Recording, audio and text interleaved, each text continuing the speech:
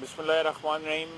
आज से एक साल कबल जो है पाकिस्तान की तारीख का सबसे अंदोहनाक वाक़या हुआ कि एक सियासी जमात के कारकुनान और उसके रहनुमाओं ने बाकायदा एक मंसूबे के तहत, एक साजिश के तहत जो है पाकिस्तान फ़ौज की तनसीबात के ऊपर हमला किया। इख्तिलाफ़ात जो है हमारी तारीख़ में एस्टेब्लिशमेंट के साथ तकरीबन तमाम सियासी जमातों को रहे और वक्तन फ़क्तन जो है उनका इजहार भी होता रहा। एस्टेब्लिशमेंट ने डायरेक्टली और इनडायरेक्टली हमारे मुल्क पे एक असद हुकूमत भी की।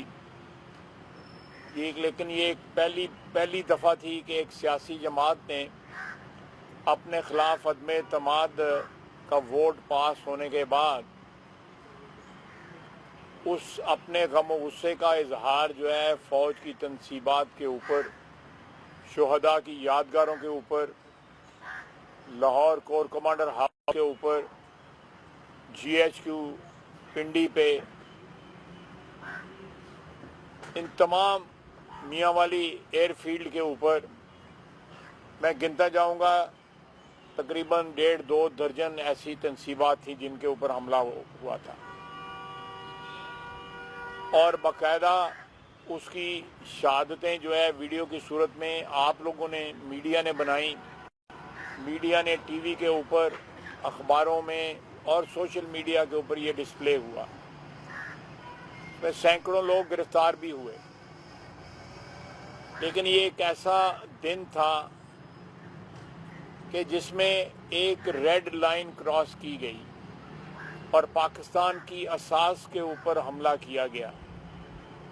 नज़रियाती या दूसरे सियासी इख्तिलाफात अपनी जगह, लेकिन एक सियासी जमात ने अपनी क़यादत के साथ मिलके मंसूबाबंदी के साथ ये सारे टारगेट जो है वो पहले डिसाइड हुए और जिस तरह वो लोग लाहौर और मियाँ वाली पिंडी बगैर किसी रुकावट के वहाँ पे पहुँचे, ये एक बहुत बड़ी साजिश थी जो पाकिस्तान की सालमियत के ख़िलाफ़ और पाकिस्तान की अफवाज के ख़िलाफ़ की गई।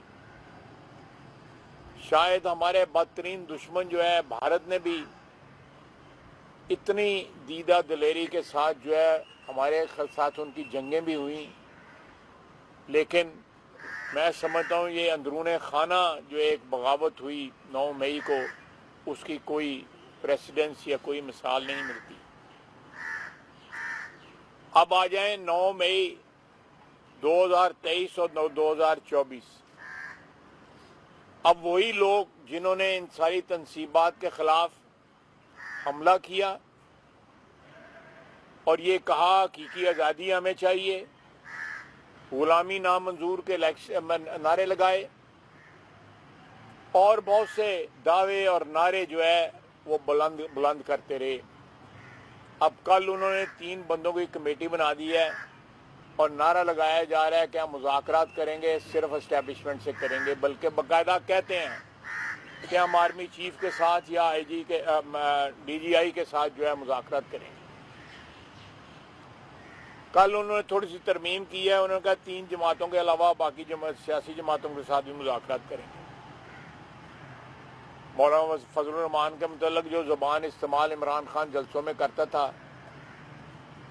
पता नहीं शर्म या जो है।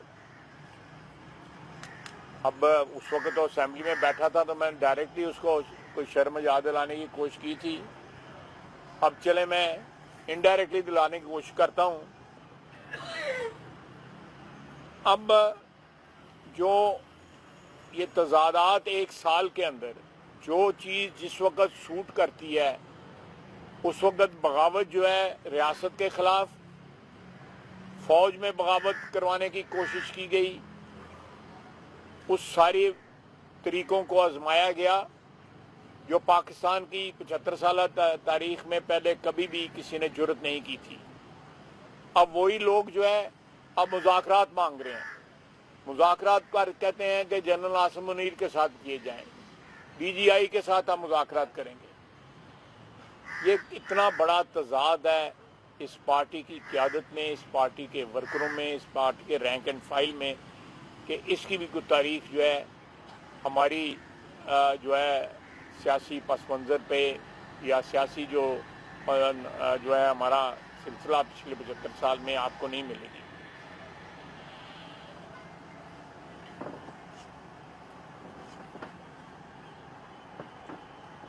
کل انہوں نے کہا ہے کہ جی سیاست میں ہمیشہ بات چیت کے دروازے کھلے رہتے ہیں۔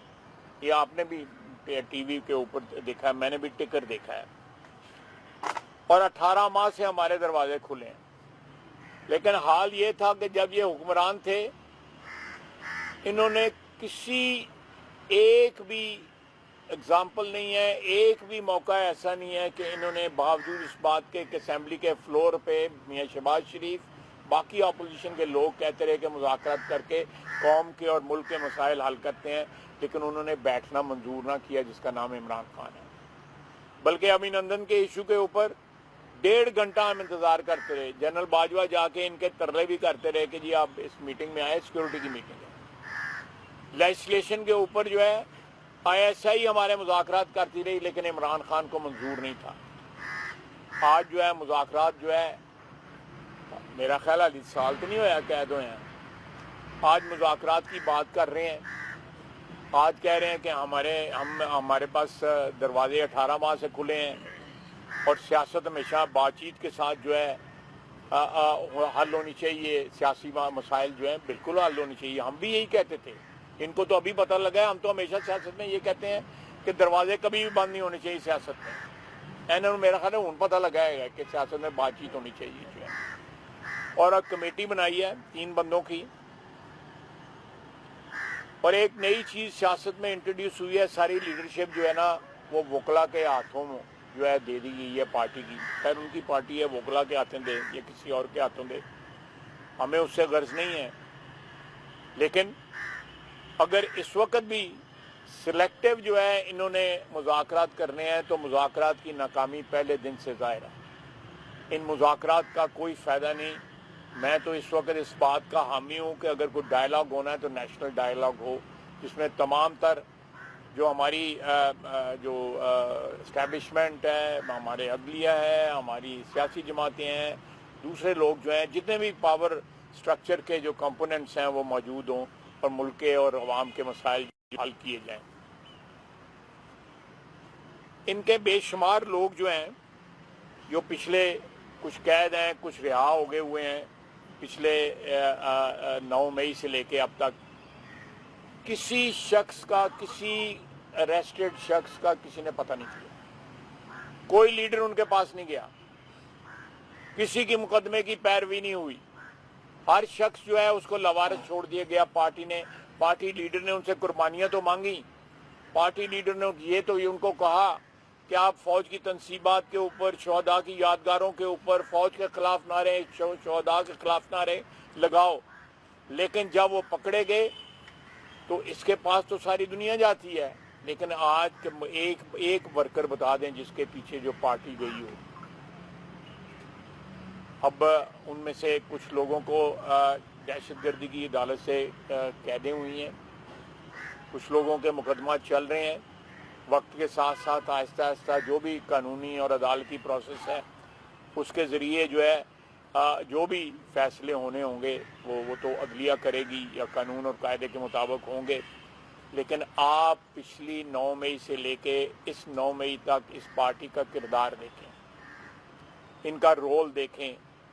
اس امریکہ کو جس کو یہ گالی دیتے تھے، کہتے تھے غلامی منظور، پھر باقاعدہ لابسٹ ہائر کر کے پیسے دے کے ان کی ترلے اور منتیں کی جا رہی ہیں کہ ہمارا مطلب یہ نہیں تھا، ہمارا مطلب وہ سائفر جو تھا کہ جی ہمیں یہ ڈونلڈ ڈو اور فلانے نے ہم اس کی ڈکٹیشن نہیں لیں گے، ہم حقیقی آزادی چاہتے ہیں۔ وہ سارے نعرے جو تھے پچھلی 9 مئی والے، سارے کے سارے نعرے جو ہے غائب ہو گئے ہیں۔ اب اس کی جگہ نئی باتیں آ گئی ہیں، اب ترلے منتیں آ گئی ہیں نعروں کی جگہ۔ وہ توڑ پھوڑ، وہ گھراؤ جلاؤ، وہ جو تنصیبات پہ ان پہ حملے تھے ان کی جگہ اب ترنوں نے لے لی ہے.